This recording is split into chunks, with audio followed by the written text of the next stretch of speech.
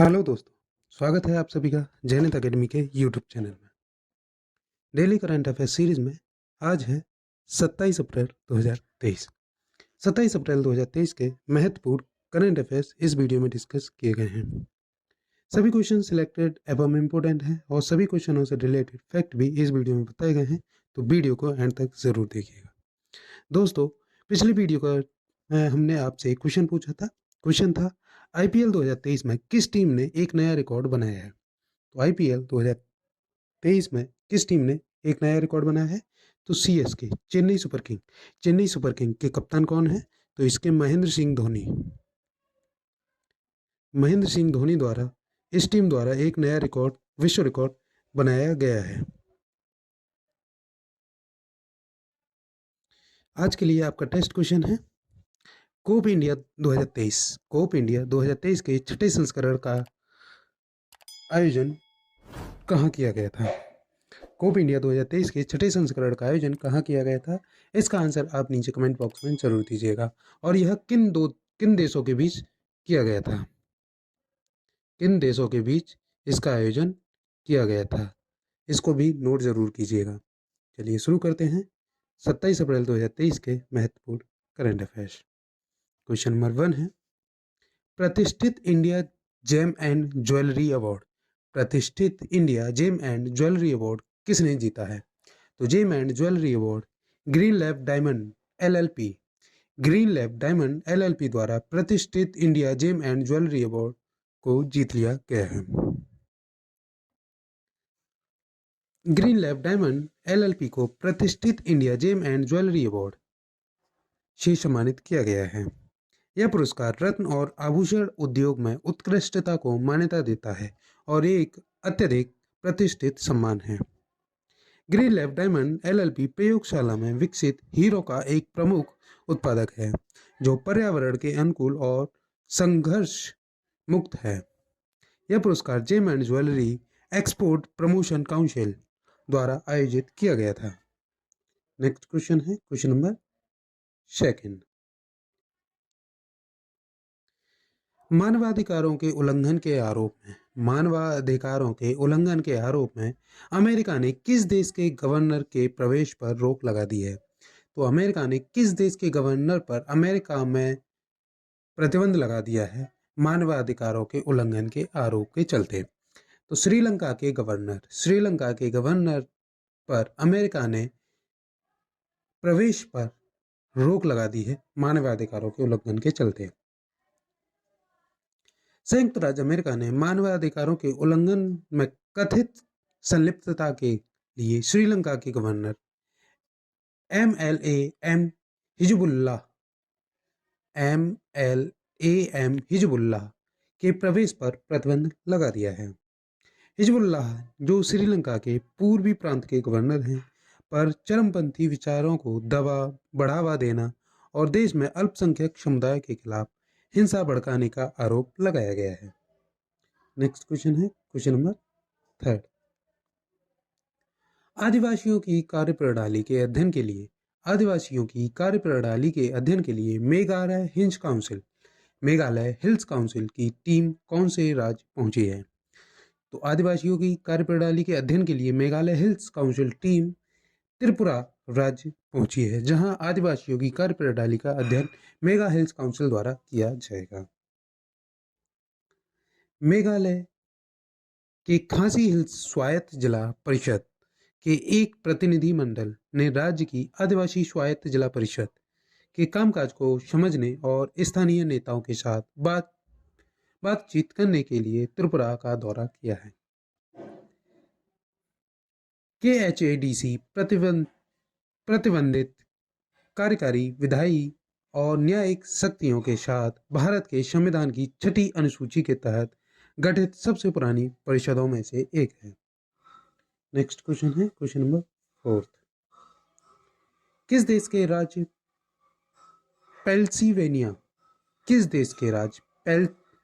Pennsylvania ने दिवाली के दिन आधिकारिक अवकाश घोषित किया है? तो दिवाली के दिन आधिकारिक अवकाश घोषित करने वाला राज्य है पेंसिल्वेनिया। यह किस देश का है? तो अमेरिका का राज्य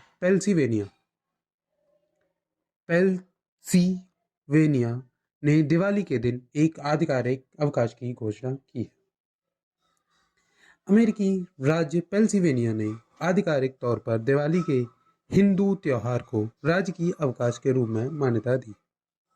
इस कदम की घोषणा गवर्नर टॉम बुक ने की, जिन्होंने त्योहार को राज्य के कर्मचारियों और पब्लिक स्कूलों के लिए छुट्टी के रूप में मान्यता देने वाली घोषणा पर हस्ताक्षर किए हैं। नेक्स्ट क्वेश्चन है क्वेश्चन नंबर 5। केवीएम स्पाइसेस की ब्रांड एम्बेसडर कौन बनी है?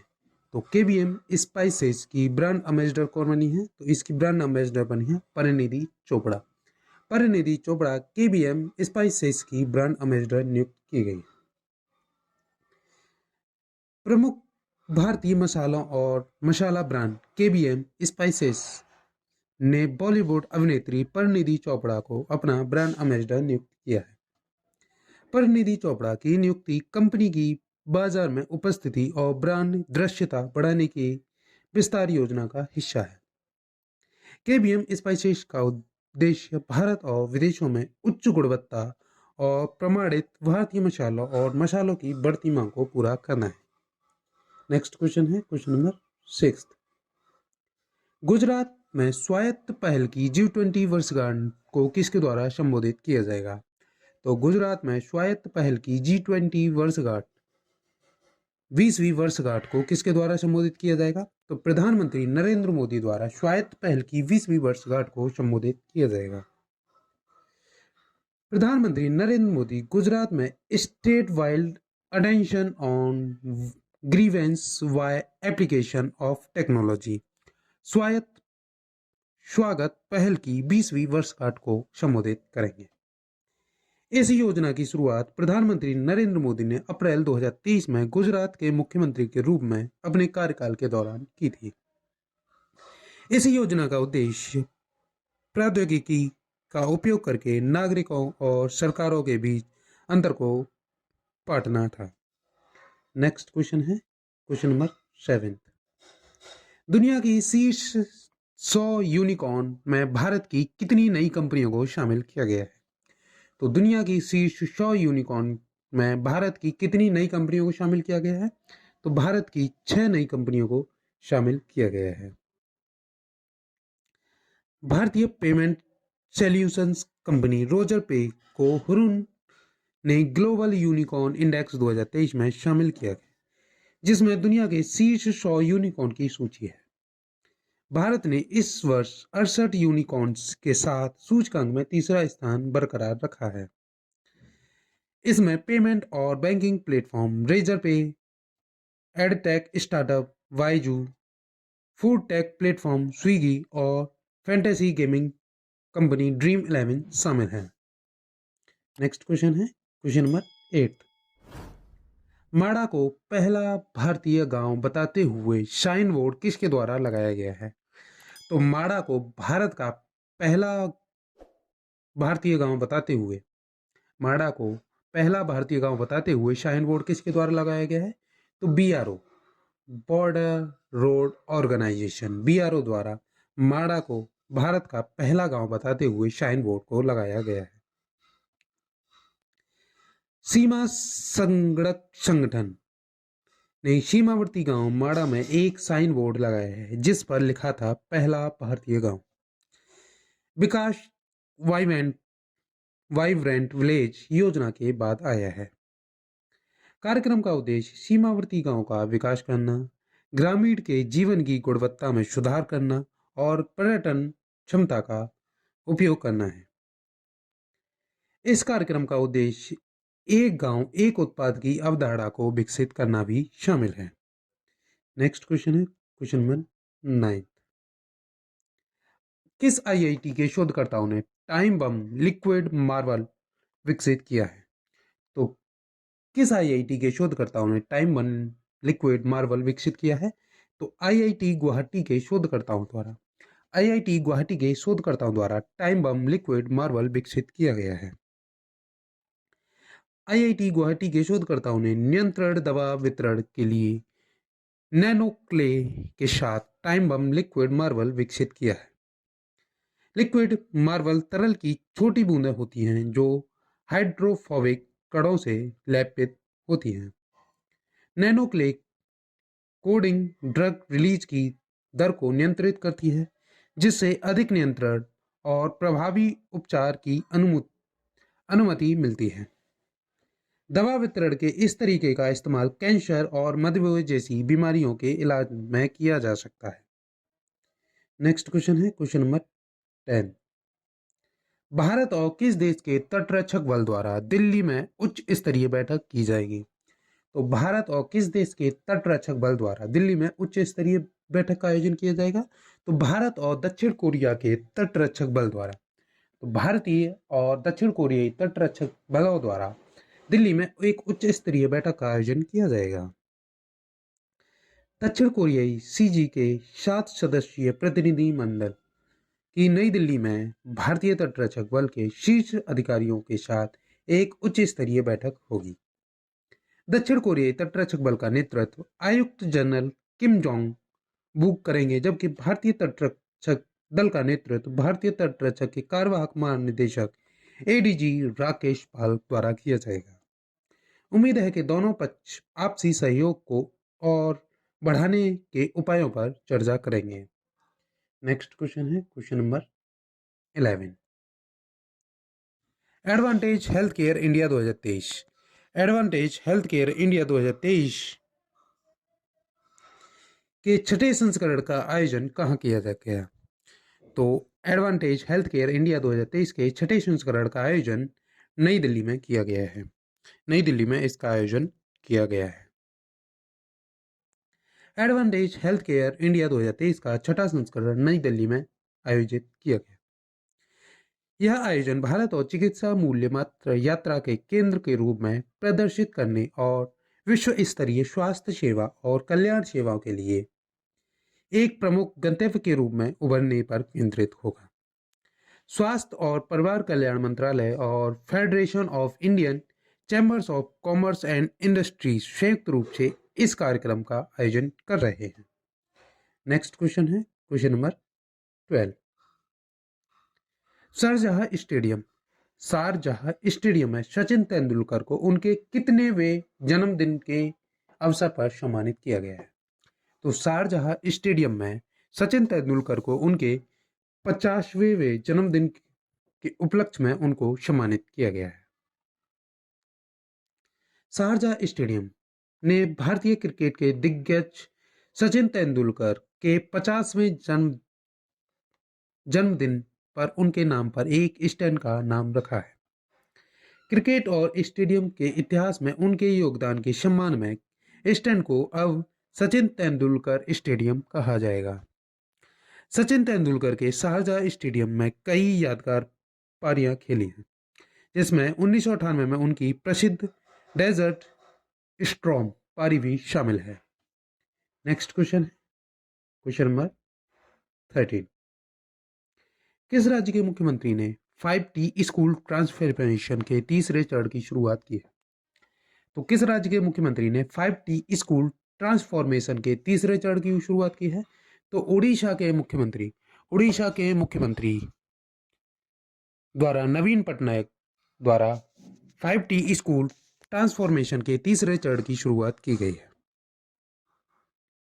उड़ीसा के मुख्यमंत्री नवीन पटनायक ने 5T स्कूल ट्रांसफॉर्मेशन कार्यक्रम के तीसरे चरण का शुभारंभ किया। इस पहल का उद्देश्य राज्य भर के सरकारी स्कूलों में शिक्षा की गुणवत्ता और बुनियादी ढांचे में सुधार करना है।